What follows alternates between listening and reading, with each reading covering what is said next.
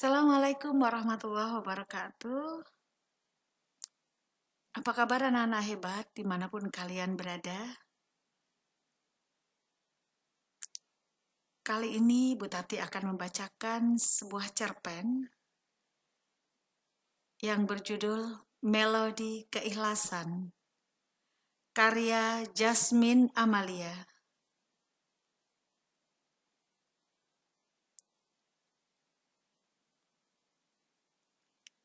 Akhir-akhir ini aku sering merengek kepada ibu untuk meminta sesuatu yang selama ini aku koleksi, yaitu sepatu.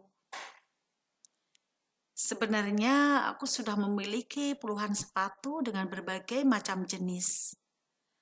Tetapi waktu aku pergi ke mall dengan Rahma sepupuku, aku melihat sepatu yang selama ini aku incar.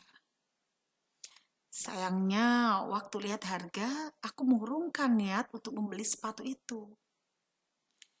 Ibu tidak akan membelikannya, sehingga mau tak mau, aku harus memakai uangku sendiri.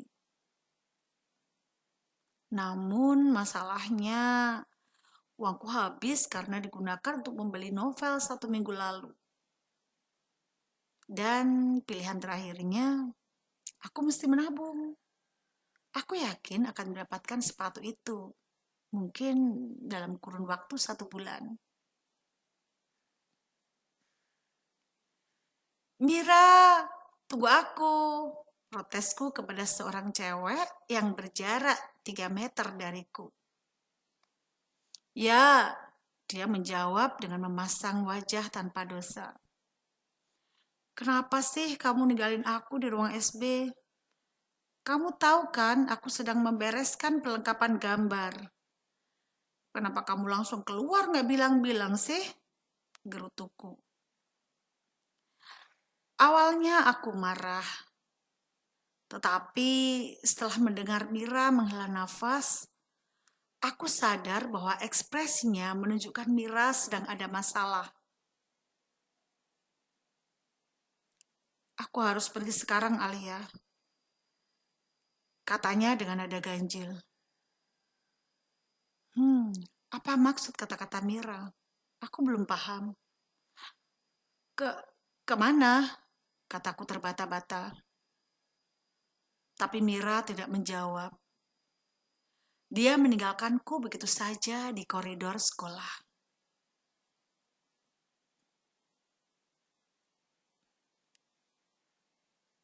Aku berjalan ke kelasku. Tiba-tiba dari balik pintu ruang kepala sekolah yang tidak terlalu tertutup rapat, aku mendengar Pak Agung kepala sekolah sedang berbicara dengan seseorang. Aku mendongak untuk melihat siapa orang yang diajak Pak Agung bicara karena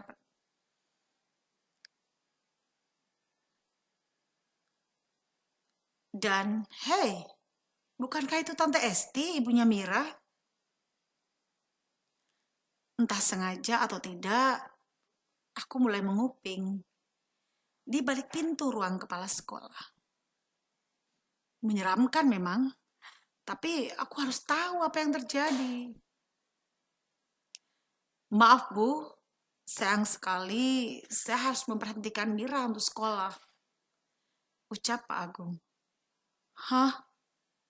Aku tidak salah dengar kan? Berhenti sekolah?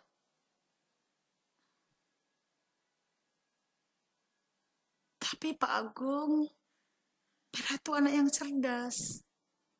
Bagaimana Bapak bisa memberhentikan anak saya? Terdengar suara Tante Esti dengan nada berharap. Bu Esti bisa mencabut berkas sekarang. Tapi jika ingin Mira tetap sekolah, Bu Esti harus membayar SPP yang sudah tertunda ke yayasan. Boleh saya tanya, Pak? Berapa SPP yang ditunggak oleh anak saya? Saya tidak paham, tapi mungkin sekitar 500.000. Baiklah, Pak. Beri saya waktu 3 hari. Saya akan mencari uang untuk membayar SPP. Janji Tante Esti kepada Pak Agung. Aku berlari menuju kelas. Napasku terasa tercekat. Aku tak tahan untuk mendengar semua kenyataan itu. Sekian detik, aku tidak bisa memahami apa yang telah terjadi. Apa maksud semua ini? Kenapa semuanya terasa tidak mungkin? Mira, dia akan berhenti sekolah kecuali Tante Esti membayar SPP yang tertunda. Kata Pak Agung, SPP sekolah 500.000. Aku harus membantu Mira. Bukankah aku punya uang tabungan untuk membeli sepatu? Tunggu, aku harus membantu Mira. Aku harus membantu Mira atau beli sepatu? Gumamku dalam hati. Sebelum meminjamkan uang untuk seseorang teman, putuskan mana yang lebih kau butuhkan. Itulah kata hatiku. Tentu saja aku memilih teman. Jadi aku akan meminjamkan uangku yang sudah terkumpul untuk Mira. Soal sepatu, itu urusan nanti.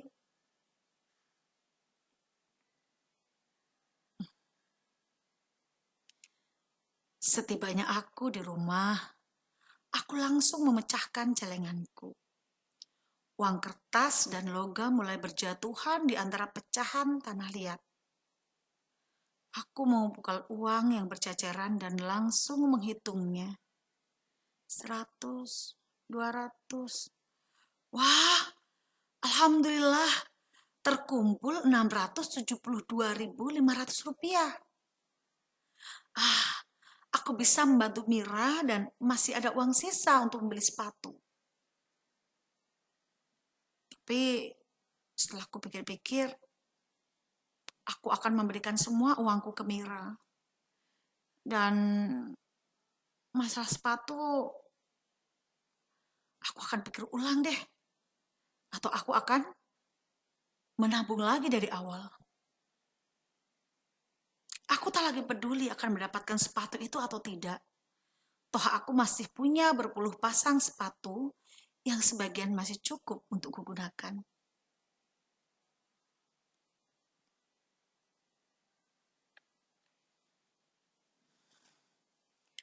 Aku memasuki kelasku 15 menit sebelum bel berbunyi. Saat aku ingin menaruh tas di kursiku, aku melihat seseorang di bangku sebelahku sedang menutup wajahnya dengan tangan. Mira? Dia menoleh.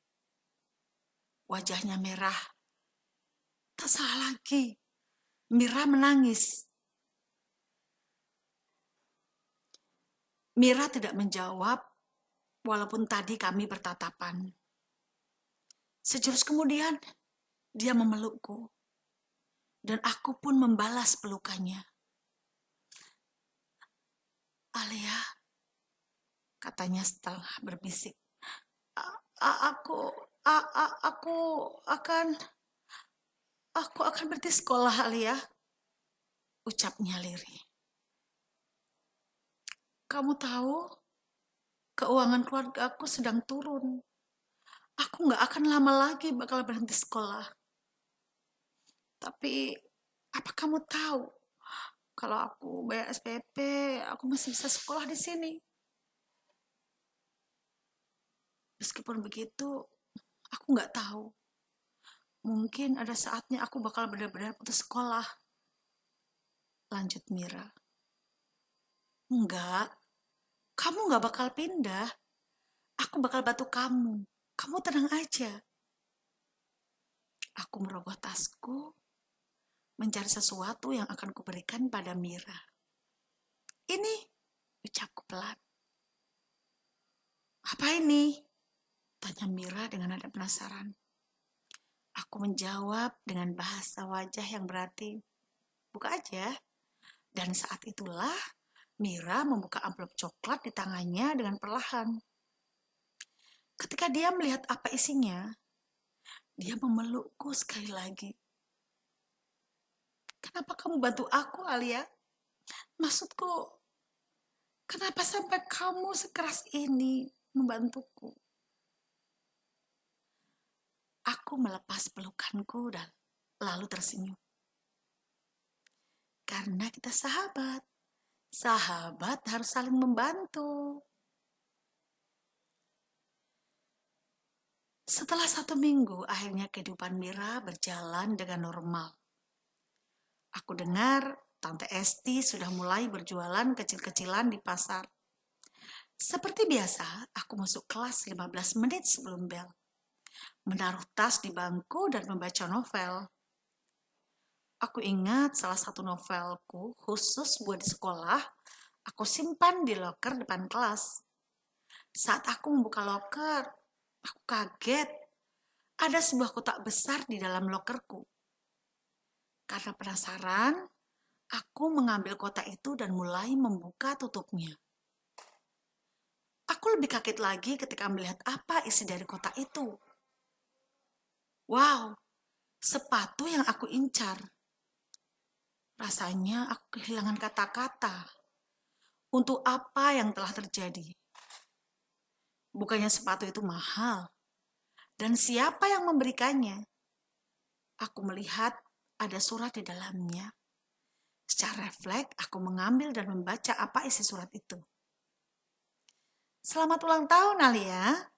Bukannya ini sepatu yang kamu incar selama ini? Ajaib kalau aku sampai tahu. Sekali lagi selamat ulang tahun.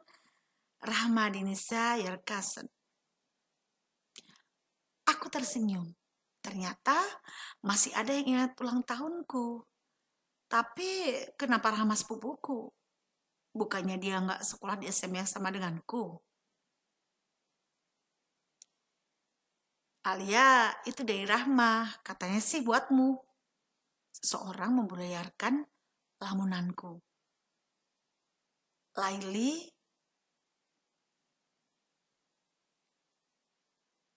kamu, kataku kaget. Aku tangganya Rahma, dia ngasih kotak itu buatmu. Oh, akhirnya aku mengerti alasannya. Terima kasih Ramadinisa, kamu sepupu terbaikku di dunia. Pintu kelas dibuka. Ketika aku menoleh, ternyata Mira. Dilihat dari ekspresinya, dia kelihatan senang. Kenapa? Kelihatannya kamu senang banget, kataku. Satu alisku terangkat. Aku membuat ekspresi sepolos mungkin. Dia menjubit pipiku. Sakit. Selamat ulang tahun, Alia, ucapnya dengan senyum menghiasi wajahnya. Terima kasih, balasku sambil tersenyum. Tidak ada persahabatan yang sempurna di dunia ini. Yang ada hanyalah orang-orang yang sebisa mungkin untuk mempertahankannya.